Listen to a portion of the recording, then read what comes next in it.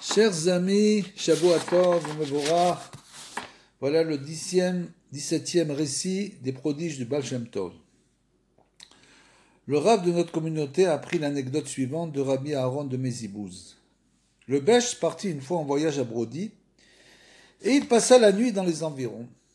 Au milieu de la nuit, il se mit tant à trembler qu'il réveilla Rabbi Zvi, son scribe. « Qu'avez-vous à trembler de la sorte ?» lui demanda-t-il. « Mon maître s'est présenté devant moi et m'a demandé « Qui est le mieux, notre patriarche Avraham ou toi ?» Donc c'est le Baal Shem Tov qui parle. « Je ne comprends la question, lui répondis-je. Tu iras dans la communauté de Brody où on t'accordera les plus grands honneurs, m'expliqua-t-il. Et si tu ne te renforces pas, tu perdras tout ce que tu as acquis jusqu'à présent. Et c'est la raison pour laquelle je suis terrifié. Ce qu'on vient de lui dire au Baal Shem Tov, c'était une épreuve, entre guillemets, une épreuve pour son honneur. Et on lui a dit ça donc, que s'il ne se renforce pas, il perdra tout ce qu'il a acquis jusqu'à présent. Quand il arriva à Brody, toutes les personnalités vinrent l'accueillir en habit de fête. Il commença alors à jouer avec les chevaux, à les caresser et à leur donner des petits coups, comme font les enfants. Car ceci représente une des façons d'annuler les décrets divins qui pèsent sur une personne. La tmimout, les pshitout. Se considérer comme un enfant qui vient de naître, comme dira Beno, c'est comme ça qu'on annule les décrets divins, parce que dès l'instant où l'homme rentre dans sa tête qu'il a droit à la grandeur et aux honneurs, alors bien sûr, comme dira Beno, en même temps que les honneurs et la grandeur viennent malheureusement les sourines. Donc le meilleur moyen de se préserver de cela, c'est toujours la tmimout et la pshitout, ne chercher en rien les honneurs. Rabbi Zelig de Letitchov m'a raconté cette histoire et même si elle ne traite pas du Besht, je la reproduis néanmoins car elle nous apprend la crainte de Dieu. Un jeune homme assez proche de Rabbi Zelig rêva une fois qu'il se promenait avec deux chassidim dans les champs. « Allons visiter l'enfer et voyons ce qu'on y fait », proposa soudain l'un d'eux. Ils aperçurent bientôt un grand portail, l'ouvrirent et constatèrent que ce n'était pas l'enfer. Mais l'un d'entre eux avait disparu. Il ouvrit le second portail qui donnait un accès à un couloir, et le second avait aussi disparu. Il n'en resta plus qu'un. Après un moment d'hésitation, il entra. C'était bel et bien l'enfer. Il vit un homme enveloppé de son talit, portant ses téphilines, à côté du portail, et ce dernier lui demanda « Qui es-tu et que fais-tu là ?»« Je suis originaire de Bar. » Les habitants de Mézibouz avaient en effet l'habitude de dire qu'ils étaient originaires de Bar, qui se trouve tout près de leur ville. « Je suis venu visiter l'enfer. » Il vit des corps se consumer tels des tisons, comme des meules de foin dans une grange. « Puisque tu es originaire de Bar, lui dit l'homme, passe de l'autre côté et tu verras un jeune homme de ta communauté. » Il en éprouva beaucoup de honte, car ce dernier était considéré chez eux comme un homme droit. Il revint donc vers le portail et constata que les corps étaient immobiles et que on ne les jugeait pas. « Pourquoi ne juge-t-on pas les mécréants aujourd'hui ?» demanda-t-il à l'homme qui se trouvait à côté du portail. « C'est la preuve que tu n'as pas intercalé dans ta Hamida du soir le passage de Yaale Veyavo, passage récité au début du mois pendant les fêtes du Rosh Chodesh, dans la Hamida de Harvit donc. Tu as oublié aujourd'hui, c'est la Néomini, c'est le Rosh Chodesh. » Il demanda ensuite à l'homme la permission de sortir, mais il s'y opposa catégoriquement. « Laisse-moi sortir, je suis un homme intègre, de grâce. Ne te rappelle pas les mauvaises pensées que tu as eues lorsque tu ramassais l'aumône? Lui demanda-t-il, en lui fournissant des détails. Laisse-moi, car je dois payer les frais d'études de mes enfants, insista-t-il. C'est très bien, mais je ne peux malgré tout te laisser sortir, lui dit-il. Il lui supplia et l'autre lui dit, si tu veux, tu n'as qu'à suivre mon conseil, lui suggéra-t-il. Dans quelques instants, l'ange de l'enfer viendra ici avec un immense vacarme. On lui ouvrira le portail. Cache-toi sous mon talit et profites-en pour sortir. Lorsqu'ils entendirent un grand tumulte s'approcher, les corps commencèrent à trembler très fort. L'homme suivit les conseils du gardien et s'échappa. Le vent violent qui accompagnait le vacarme l'atteignit, le frappa au visage et le fit tousser, ce qui le réveilla. La toux le poursuivit pendant toute une année et il mourut de tuberculose. Quant à l'homme de Bar, qu'il vit en enfer, il vécut encore 2 ans.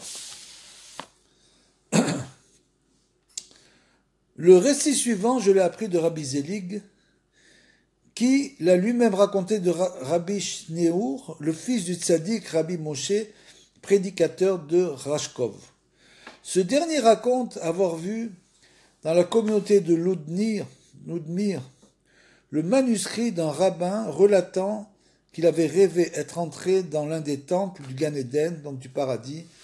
Donc c'est déjà mieux, là on est passé de l'enfer au paradis.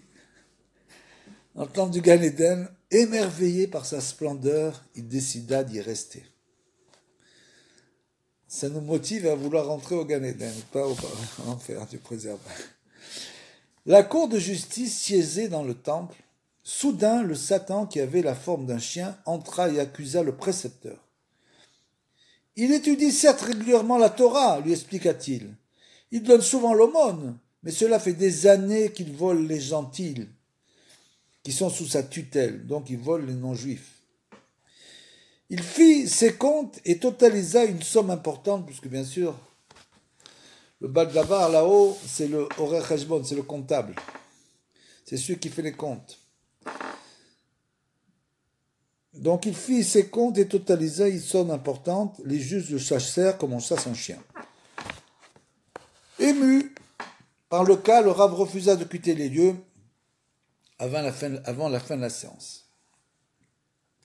Une demi-heure plus tard, donc c'était toujours dans le rêve, le Satan revena et exposa les mêmes arguments à la cour. On le chassa de nouveau et il disparut. Pour revenir une 3e fois. Maître du monde, pourquoi l'honorable cour ne tient-elle pas compte de mes paroles? S'exclama-t-il. On entendit bientôt une voix céleste demander à la cour de prononcer son verdict. La sentence fut prononcée. Ce précepteur avait le choix entre la confiscation de ses biens et sa séquestration avec toute sa famille par le gouverneur, ou bien que l'un de ses descendants se convertisse. Le chien prit cette sentence, écrit dans sa gueule et sortit. Le Rav se réveilla dans son sommeil, fort anxieux du sort du précepteur d'impôts, qu'il tenait en grande estime. Le Satan lui-même ne fit pas ses éloges, puisqu'il a dit que c'était un homme droit, etc. Il le convoqua chez lui, il lui raconta son rêve. Le précepteur choisit la première alternative, et tout se réalisa effectivement. On l'emmena en captivité avec sa femme et ses enfants, et le Rav dut voyager de ville en ville pour ramasser l'argent nécessaire à sa rédemption. Ce récit a pour but, bien sûr, de nous montrer combien il faut s'éloigner du vol des non-juifs et ne surtout pas croire que c'est une chose permise. C'est totalement interdit. Voler qui que ce soit. J'ai appris du Rav de notre communauté que Rabbi Levich de Mezrich se rendit chez le Besh passer les fêtes de Rosh Hashanah et Yom Kippour. Il tomba malade avant Rosh Hashanah et le Baal Shem Tov se chargea pendant les 2 nuits de la veille et de la fête de le guérir et il ne put voir aucun signe de décès imminent. Lorsqu'il se rendit à la synagogue, Rabbi Levich de Mezrich s'évanouit. On alla avertir le Besh, mais il n'entendit pas. Tout le monde avait en effet peur de lui parler à haute voix. Rabbi Yitzhak de Mezrich s'adressa à lui en élevant la voix. « Pourquoi ne me l'a-t-on pas dit » demanda le Besh. Il alla en tout hâte voir le Rabbi Levich, et vit l'ange de la mort au-dessus du lit. Il le gronda et l'ange s'enfuit. Il prit Rabbi Levish par la main, qui guérit sur le champ. Il dut l'accompagner jusqu'à la synagogue, car il ne voulait pas le laisser rentrer chez lui, craignant que l'ange de la mort ne revienne. Le Bech raconta par la suite qu'à cause de cela, on voulait lui ôter aussi bien ce monde que le monde futur. Il répondit qu'il n'avait agi ainsi que parce qu'il avait vu un signe de l'ange de la mort auparavant, et lorsqu'il le vit soudain, il eut pitié de Rabbi Levish et continua ainsi à lui sauver la vie. Le Rav de notre communauté raconte, un homme de Mezrich, quelque peu aisé, commença au seuil de sa vieillesse à réfléchir et à se poser des questions. Qu'ai-je fait toute ma vie? Je l'ai rempli de futilité, je n'ai pas étudié la Torah, ni accompli les bonnes actions. Et que va-t-il m'arriver après? Il ne savait pas comment se racheter. Il lui vint alors l'idée de faire la charité en secret. Chaque jour, il déposait un thaler dans la pochette des téphilines de Rabbi Yitzhak. Ce dernier fut extrêmement surpris et demanda alors au bedeau de la synagogue de surveiller la personne qui touchait à ses affaires pendant la prière. Il lui demanda de ne le révéler à personne sauf à lui. Le bedeau vit bientôt notre homme introduire une pièce d'argent dans la pochette des téphilines de Rabbi Yitzhak. Après la prière, il lui dévoila l'identité de son bienfaiteur.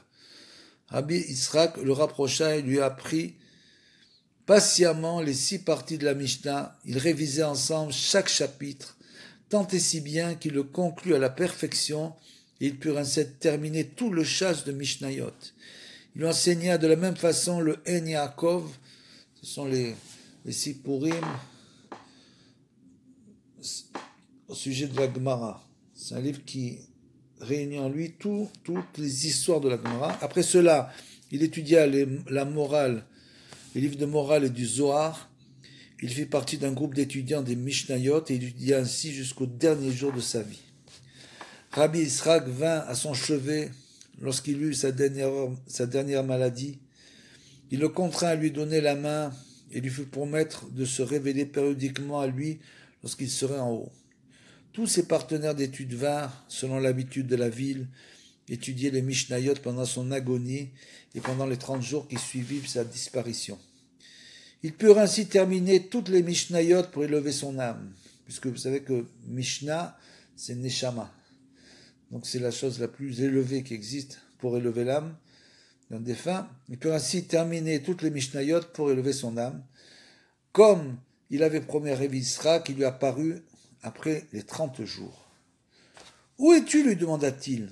« En compagnie des tzadikim dans le paradis, » répondit-il.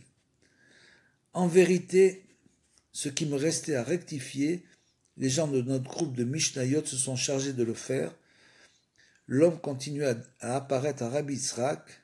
Ce dernier lui posait des questions sur certains passages du Zohar. Et notre homme lui répétait l'interprétation que l'on en donnait au paradis. Une fois, Rabbi Yitzhak releva à quelqu'un une interprétation du Zohar que notre homme lui avait rapportée. Pendant longtemps, il ne lui apparut plus.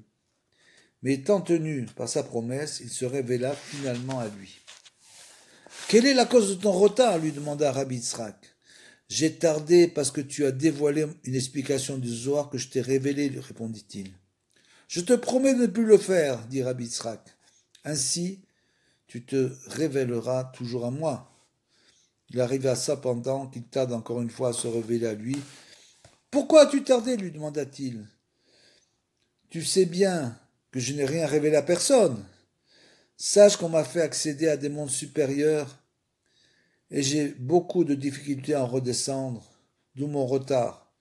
Je te demande donc de me permettre de ne plus être lié par ma promesse et de ne plus t'apparaître en rêve. » Rabbi Yitzhak accepta.